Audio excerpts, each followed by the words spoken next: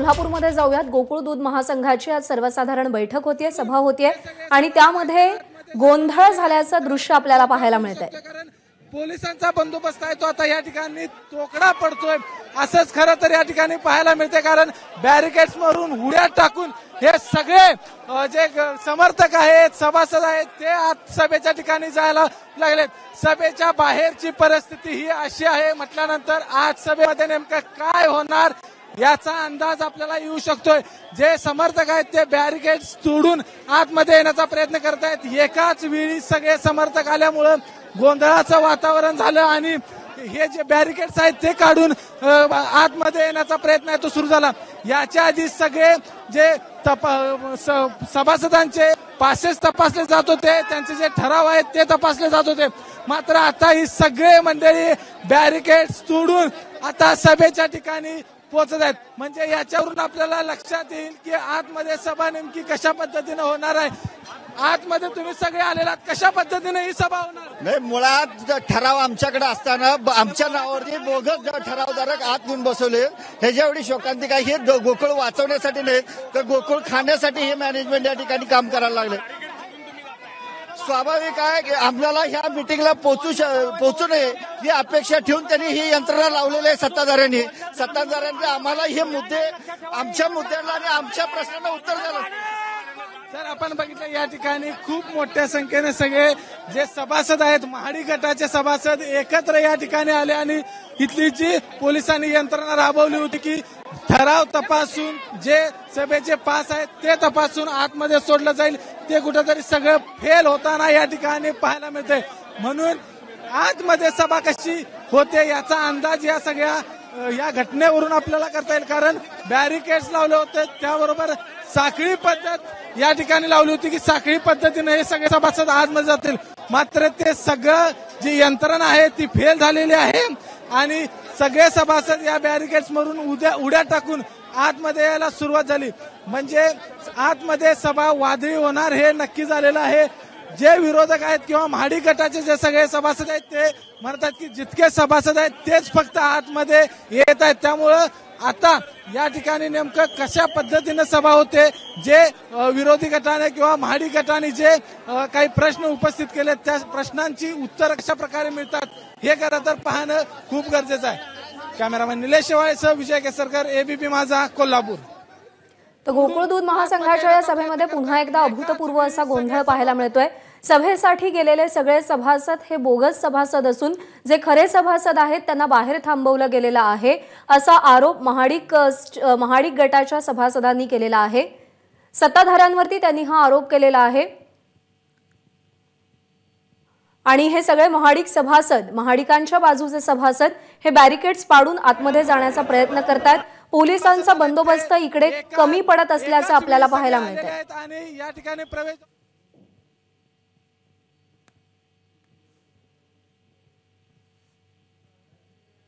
अतिरिक्त पोलीस बंदोबस्त तैनात करण्याचा इकडे प्रयत्न केला जातोय। प्रचंड अशी मोठी गर्दी आपल्याला या सभास्थळाच्या बाहेर पाहायला मिळतेय।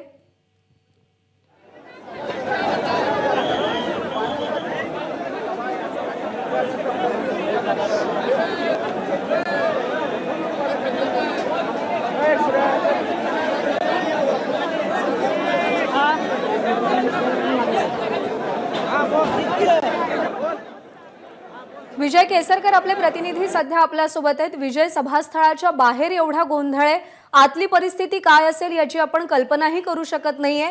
वाद नेमका काय आहे सध्या? प्रज्ञा, आपण बघितलं की गोकुळची सभा आहे आणि एकाच वेळी महाडिक गटाचे म्हणजे विरोधी गटाचे सगळे सभासद आहेत ते एकाच वेळी आले आणि या प्रवेशद्वारावर गोंधळ करायला सुरुवात केली। पोलिसांनी खरं तर या ठिकाणी साखळी पद्धतीनं सगळ्यांचे सभासदांचे जे ठराव आहेत ते तपासून आतमध्ये सोडण्याची प्रक्रिया सुरू केली होती, मात्र एकाच वेळी सगळे सभासद आले आणि गोंधळाचं वातावरण आहे ते निर्माण झालं। प्रवेशद्वारावरच असं वातावरण असल्यानंतर आतमधली सभा कशी होईल याचा अंदाज आपल्याला येऊ शकतो, कारण गेल्या 8 दिवसांपासून गोकुळच्या सभेचे जे वेगवेगळे प्रश्न आहेत त्यावरून सगळी सभा ही अतिशय वादळी होणार याची शक्यता ही वर्तवली जात होती आणि त्याची झलक ही आता प्रवेशद्वारावरच आपल्याला पाहायला मिळत आहे। या ठिकाणी जर आपण बघितलं तर एकाच वेळी हे सगळे सभासद आल्यामुळे बॅरिकेड्स वरून उड्या मारून त्याचबरोबर काही बॅरिकेड्स तोडून हे सगळे सभासद आतमध्ये आलेले आहेत. म्हणजे वेळेत यांचं एकच म्हणणं आहे की आम्ही वेळेत पोहोचू नये अशा पद्धतीची यंत्रणा आहे ती या ठिकाणी लावलेली आहे आणि म्हणूनच आम्हाला विरोध होईल याच्यासाठी किंवा आम्ही सभेच्या ठिकाणी पोहोचू नये अशा पद्धतीचा प्रयत्न या पोलीस यंत्रणेकडून किंवा सत्ताधाऱ्याकडून केला अशा पद्धतीचा आरोप आहे तो विरोधी गटाचा या ठिकाणी पाहायला मिळतोय. म्हणूनच एकाच वेळी सगळे आत जाण्याचा प्रयत्न आहे तो केलेला आहे आणि म्हणूनच गोंधळाचं वातावरण झाले. साधारण 20 प्रश्न आहेत ते या ठिकाणी सत्ताधाऱ्यांना विचारलेले आहेत, त्याची उत्तरं द्यावी अशा पद्धतीची मागणी केली. मात्र एकाच वेळी हे सगळे आता सभासद आत घुसल्यामुळे प्रज्ञा गोंधळाचं वातावरण सुरू झालेलं आहे. पोलिसांचा बंदोबस्त या ठिकाणी तोकडा पडलेला आहे. कशा पद्धतीने बॅरिकेड्सवरून उड्या मारून आत सभासद येत आहेत हे आपण पाहतोय. त्यामुळं आता आतली सभा नेमकी कशी होणार याकडे सगळ्यांचं लक्ष लागलेलं आहे. गेल्या वेळची सभा ही शहरामध्ये असलेल्या एका हॉलमध्ये होती, मात्र आता ही सभा कागल MIDC मधील एका जे गोकुळचं कारखाना आहे त्या ठिकाणी होते. आतमध्ये खुर्च्या मोठ्या प्रमाणात या ठिकाणी बसवलेल्या आहेत, आणलेल्या आहेत. मात्र हे आता सभासद किंवा हे सगळे समर्थक कशा पद्धतीने आत जातो हे चित्र बघतोय आपण. त्यामुळं या सभेमध्ये सत्ताधारी आणि विरोधक यांचं जे संघर्ष आहे तो पुन्हा एकदा पाहायला मिळणार आहे. प्रज्ञा, या सगळ्यामध्ये शौमिका महाडिक इथे पोहोचल्यात का? त्यांची नेमकी काय भूमिका आहे?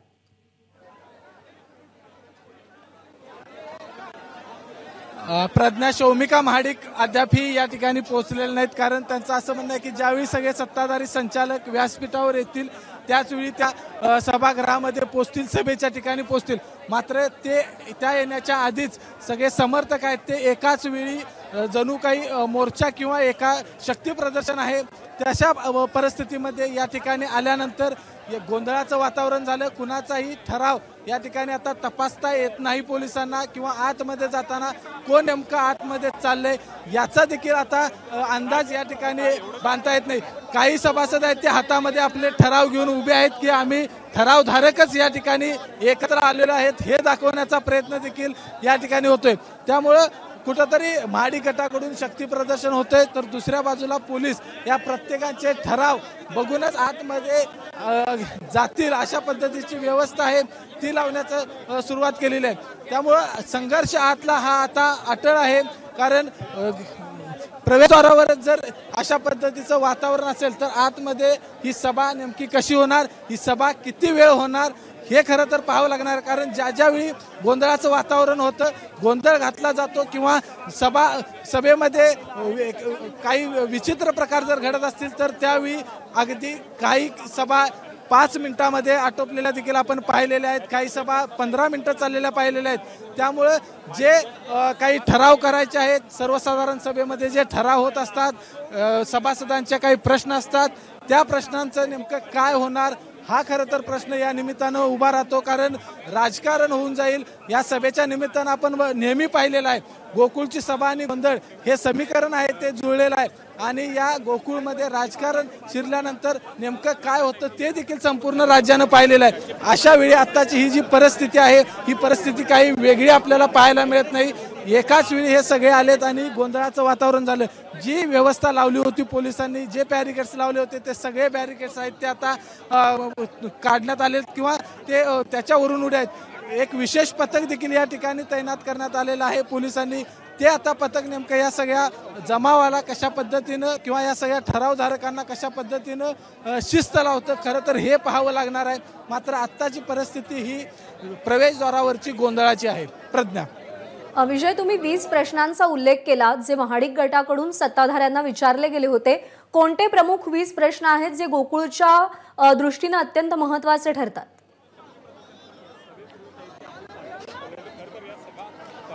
खरं तर सत्ताधाऱ्यांकडून प्रज्ञा असं सांगण्यात येतं की गोकुळच्या संकलनामध्ये किंवा गोकुळच्या संस्थांमध्ये वाढ झालेली आहे. जर गोकुळच्या संस्थांमध्ये वाढ झाली असेल तर दुधाच्या संकलनामध्ये देखील वाढ व्हायला पाहिजे. त्या संकलनामध्ये वाढ का होत नाही हा प्रश्न उपस्थित केलेला आहे. त्याचबरोबर जे वासाचं दूध म्हणून बाहेर काढलं जातं ते दूध नेमकं किती लिटर आहे ते सांगणं अपेक्षित आहे. त्याचबरोबर जे संकलनाचे ठेके आहेत ते ठेके नातेवाईकांना दिलेले आहेत, सत्ताधाऱ्यांनी आपल्या नातेवाईकांना दिलेले आहेत, अशा पद्धतीचा आरोप देखील शौमिका महाडिक यांनी केलेला आहे। त्यावर नेमकं काय उत्तर देतात सत्ताधारी हे पाहावं बरोबर आहे, लागणार आहे। सत्ताधाऱ्यांकडून याच प्रश्नांची उत्तरं मागितली गेलेली आहेत। सभेमध्ये नेमकी काय उत्तरं मिळतात हे पाहावं लागेल। जर सभेच्या आधी एवढा गोंधळ होत असेल, अशी परिस्थिती निर्माण होत असेल, तर सभेमध्ये नेमकं काय घडतं याचीही उत्सुकता असेल। विजय, अपडेट जाणून घेत राहू। सध्या धन्यवाद दिलेल्या माहितीसाठी। सभास्थळावरती शौमिका महाडिक सध्या पोहोचलेल्या आहेत, त्या सध्या बोलतात। आतमध्ये जे सभासद आहेत ते निम्म्याच्या वर सगळे बोगस आहेत, झेरॉक्स कॉपी घेऊन आलेले आहेत।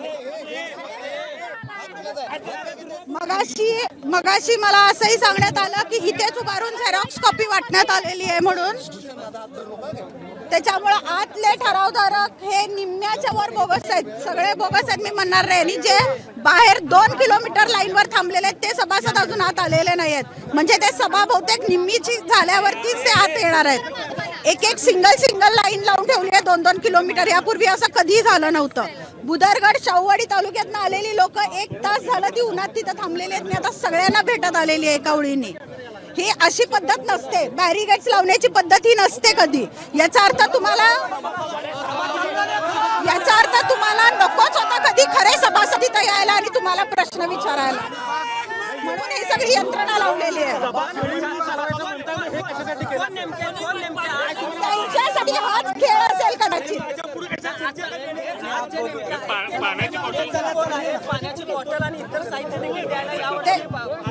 तेच कशाला घाबरले ते कळेना झाले। झेंडे नाही, पाणी नाही, हा नियम नाही आहे कुठला, हा संस्थेने घातलेला घाट आहे, हट्ट आहे तो संस्थेचा, आम्ही तो कायदा म्हणून पाळत नाही। पाण्याची बॉटल नेण्याला सुद्धा बंदी करण्यात आलेली आहे। बंदी केली तर निदान त्यांना प्यायला पाणी देऊ देत। 1-1 तास माणसं बाहेर थांबलेली आहे, तो सभा त्यांनी चालू केली आहे। आता परिस्थिती बघून मी ठरवीन तिथं।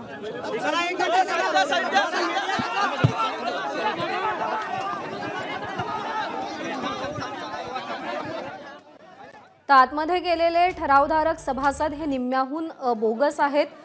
विविध तालुक्यातून आलेले सभासद हे 1-1 किलोमीटरच्या रांगेमध्ये उभे आहेत। खरे ठरावधारक आतमध्ये पोहोचू नयेत अशासाठीच अशा पद्धतीची प्रवेश व्यवस्था आखली गेली, बॅरिकेडिंग केलं गेलं, असा आरोप शौमिका महाडिक यांनी केलेला आहे। संपूर्ण परिस्थितीचा आढावा घेऊन मग बोलेन अशी प्रतिक्रिया त्यांनी दिलेली आहे। एबीपी माझा, उघडा डोळे बघा नीट।